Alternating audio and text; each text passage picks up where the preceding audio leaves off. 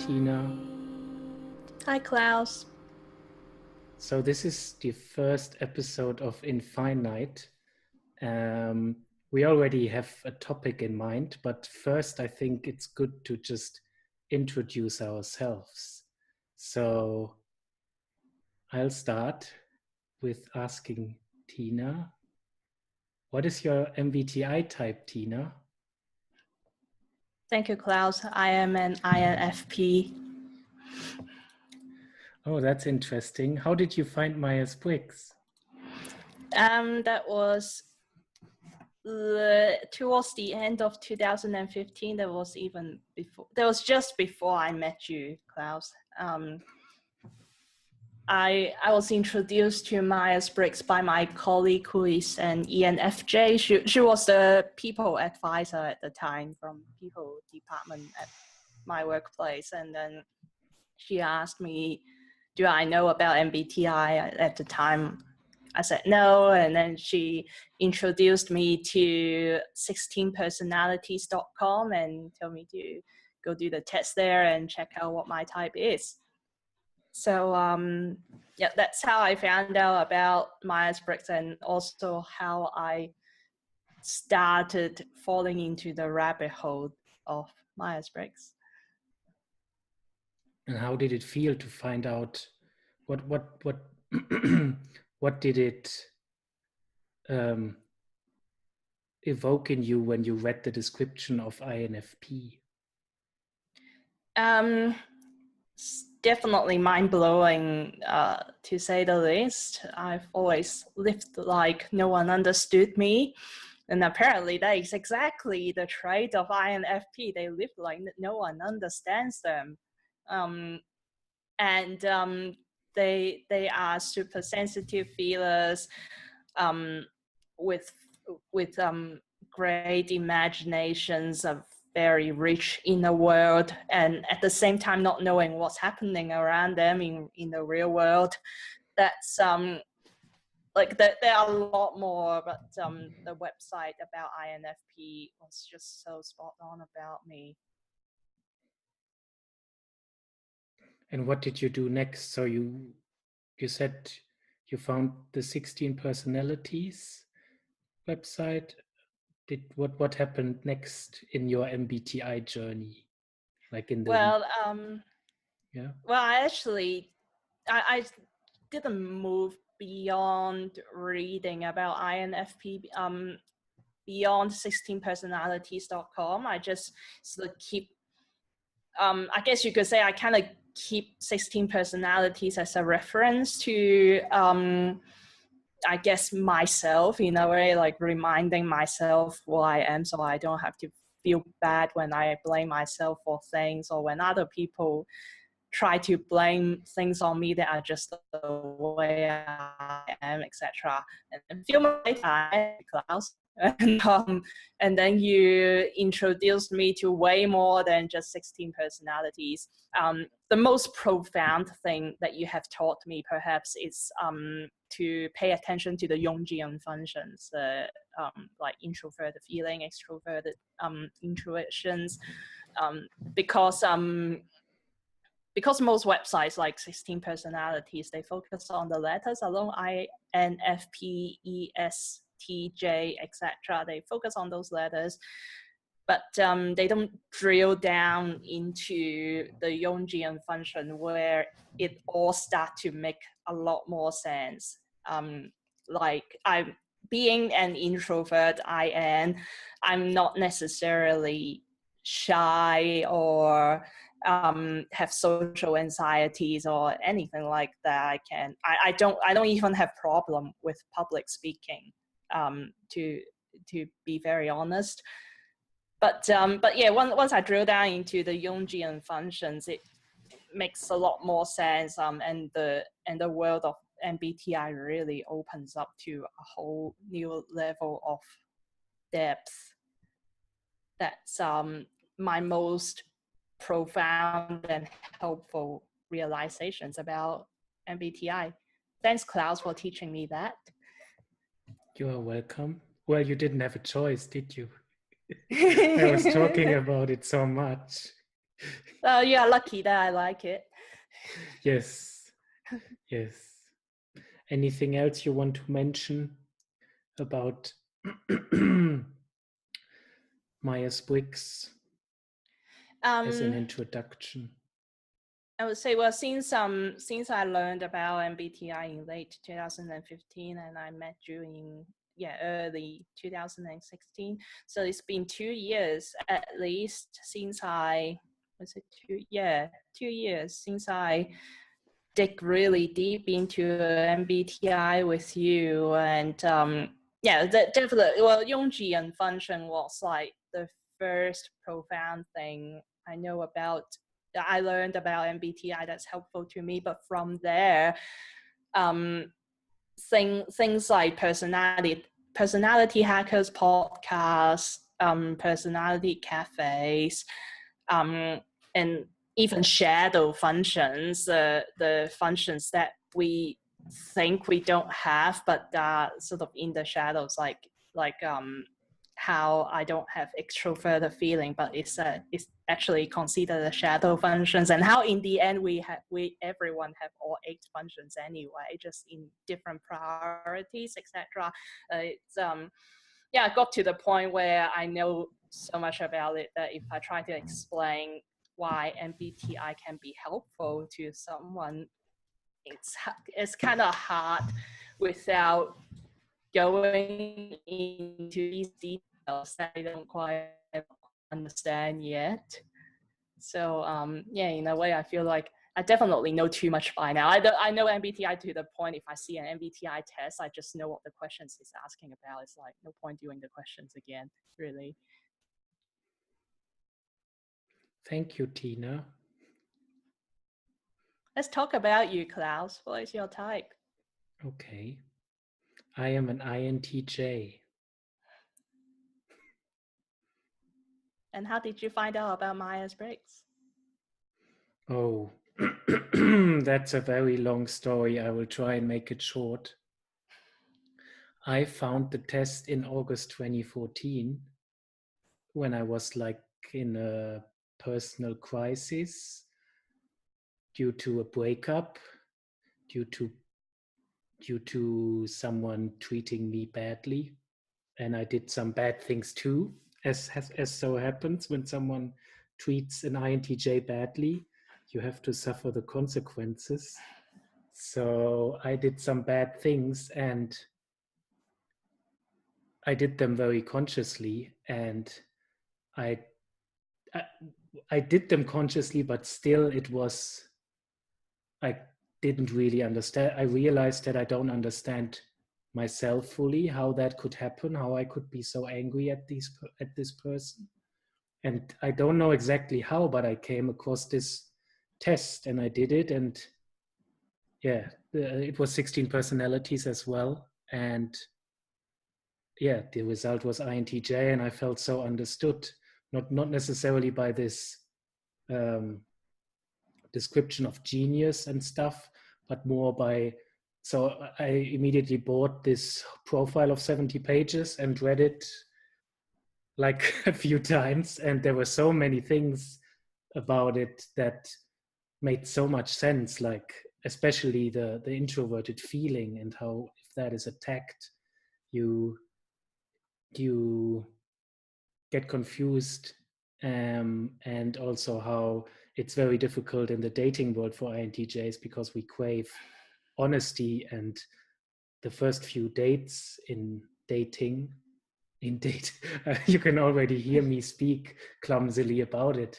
It's like it's mostly personas meeting, and INTJs hate that. We would love to dive in immediately, so we wouldn't want to ask what do you do, but more like what what do you what hurts you, or what was your most recent trauma or something. Like we want to dive deep. So yeah, and that's how I found out about it, and obviously studied it ever since. And how does it feel to find out that you are an INTJ, especially after the trauma that you went through? Sorry, what was the beginning? How does it feel to realize that you are an INTJ, especially for the fact that you find it out after the trauma that you went through? Well, it's this, well, the first few weeks and months, it was more like I was using it the wrong way. So I was using it as a justification for doing these bad things. Or not justification is maybe too strong, but I was using it as explaining what I did. So not really justifying what I did, but at least explaining it. So there was at least something that could explain why I exploded with this girl. And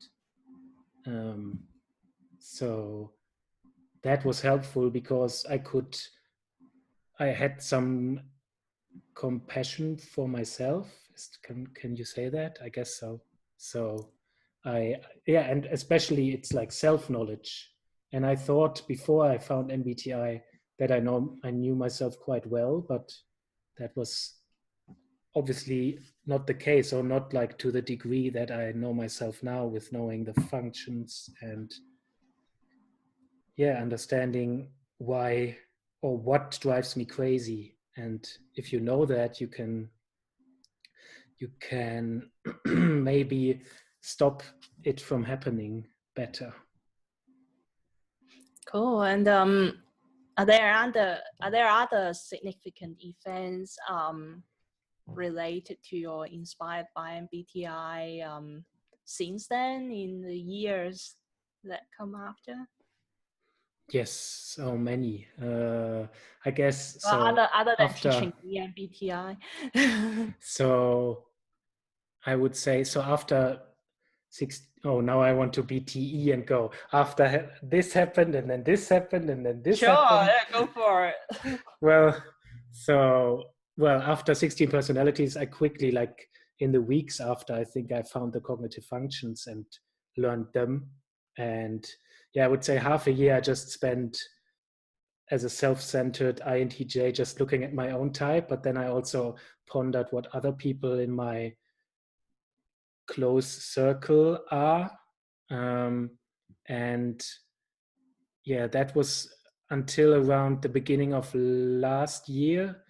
I just read everything I could find on the internet, and then I decided to do the profiler training course by Personality Hacker. Yeah, and that was again life-changing because I met so many people that have the similar interest of Myers-Briggs and personal development. I met a number of INTJs, and that was great too, because before that I never before felt I belonged to a group, not in school, not at work. I never felt I really belong to a group. And yeah, there was an INTJ group on that course that I felt like, yeah, I felt I belong there. And that was strange. Yes. And yeah, I'm now a certified profiler. So Yay.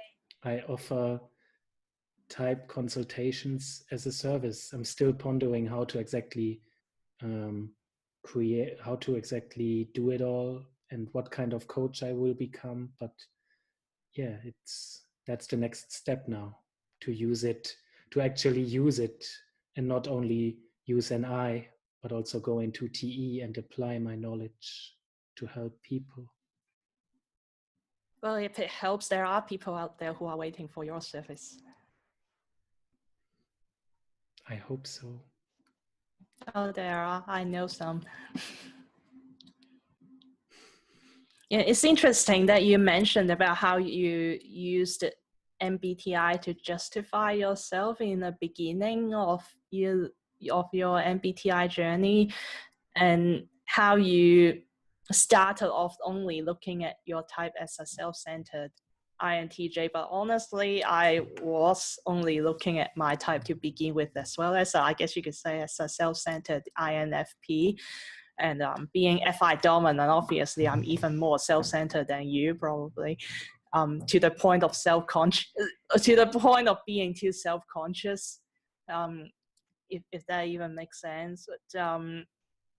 but in a way, I think well, for the part about using MBTI to justify oneself, that's that I believe is at the moment a rather unfortunate misunderstanding about MBTI.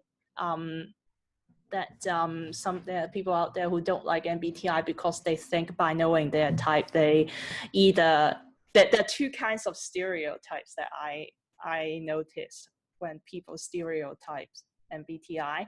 They either find out about their type and then they try to deliberately not to become their type, or they justify everything that they do because they are that type. That's totally not MBTI is meant to be. And it's really meant for growth and self-knowledge, and it's definitely not a tool for justification for everything that you do. It's only after all, MBTI is only one of the many frameworks out there. Yes, and I think it's normal to early on. I mean, there are different stages. Like the first stage is to learn about it. The second stage is to think about what you just learned, and you obviously have to start somewhere. So you start with yourself, and then there is, like, I think every type, once they realize, the first step is a self-centered step in a way, because you just realize things about yourself, and then first you see it. As for me, it was like, first it's like me against the world, and now I justify everything for myself, and I am this great type and everyone else doesn't understand me, and I understand everyone else. Well, that's only the third step, I guess. I guess there's like, that's interesting. I need to think about like the phases, I guess. And then there comes a justification where you explain others and then justify their bad behavior, like via MBTI. But obviously everyone has weaknesses and strengths. So that's interesting. Yeah. That's a very similar journey that I went through. I also start with this sort of revelation in a way of knowing myself through MBTI, and then I focus on applying the knowledge on myself first. So obviously I become more self-centered around the knowledge of MBTI. Oh, I do this because I am an INFP, but then later on, as I know more, especially if I start looking into other types besides INFP, I start to develop more empathy for other people, and I start to understand why people, even assholes, are the way they are because of their type. And I started to develop a lot of sympathy and empathy for other people. So my journey is actually quite similar in that regard. I'm just INTJ writing. is taking notes. I just realized, so it's like, it's probably the wrong way around. So it won't make sense to hold it up. But it's like, I wrote down, so first you start with yourself and you say, my strengths are this, and that's me. I'm an INTJ. The world doesn't understand me and I'm special. And then the second step in that is probably, oh, I have weaknesses as well. And then once you've done all this and you realize, oh, I have strengths and weaknesses, blah, blah, blah, then you go to others. But with others, you start with your weaknesses. And then you start realizing, oh, wait, but you also have strengths that I probably didn't acknowledge in the first place. And for me, and here are your struggles and what you have, what people don't understand about you, blah blah blah blah as well. Yes. And for me, with others, it was most prevalent with ESFJs, where I thought they have so many, or they are strange, not necessarily weaknesses, but after I typed a few of them, I realized that 80% of that was me projecting something into them. And the fact that we couldn't connect was 80% my fault and not really the ESFJ's fault. It was like me pushing them away instead of letting the ESFJ be an ESFJ and just come towards me, because that's their natural movement. And my natural movement then is leave me alone. Yes. And it probably wouldn't be a surprise to you that the first type I looked beyond INFP is obviously INTJ, because you became my boyfriend afterwards. So oh yeah, absolutely. So I started stalking you, including your Facebook and your profile. No, I'm kidding. Started stalking your type for sure, and yeah, in a way, that's not how we met each other. We didn't meet each other over any MBTI events or anything. But in a way, MBTI caught our attention, didn't we? That's an amazing segue. Segue? Yes, like Well, like the segue that people ride on. No, like what's a better word? Like that's like an introduction to the topic we wanted to talk about. I'm just wondering if it's already getting a bit long. That might be the second video, because this introduction. Yeah, I'm helping you out. I'm intuitively connecting these topics together. I'm helping you out. Well done. Thanks. So I think we will stop this one now and just do this as an introduction, because it's already quite long. And then we can do another recording on the first topic we wanted to talk about, because we already talked for quite a while.